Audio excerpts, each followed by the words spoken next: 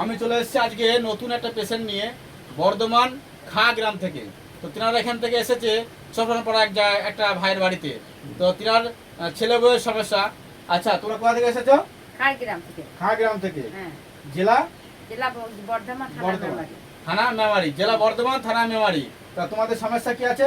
ছেলে বউ নিয়ে অশান্তি। ছেলে বউ নিয়ে অশান্তি। কি ছেলে বউয়ের সাপ বেজির মতো সম্পর্ক, এমনকি সংসার করতে চাইছে না বৌমাটা। ছেলেটা খুবই ভালো, বৌমা সংসার করতে চাইছে না। তা তিনারা সেই উদ্দেশ্য নিয়ে আমার কাছে এসছে। আল্লাহ রহমতে এনার সংসারের ছেলে বৌমার সুখ শান্তি হয়ে যাবে। তো যাই হোক, আমি সেই রফিকুল কবিরাজ তোমাদের সামনে দেখাচ্ছি। এই যে তাবিজগুলো আমি এর মধ্যে আছে, তাবিজগুলো দিয়েছি। এই তাবিজগুলো ছেলে ব্যবহার করবে এবং ছেলের বৌমাকে জল ধুইয়ে খাওয়াবে। আশা করি রহমতে সব সুস্থ হয়ে যাবে। সবাই সবার পরিবারে রহমত এসে যাবে। আশা করি সব সুস্থ হয়ে যাবে। ঠিক আছে।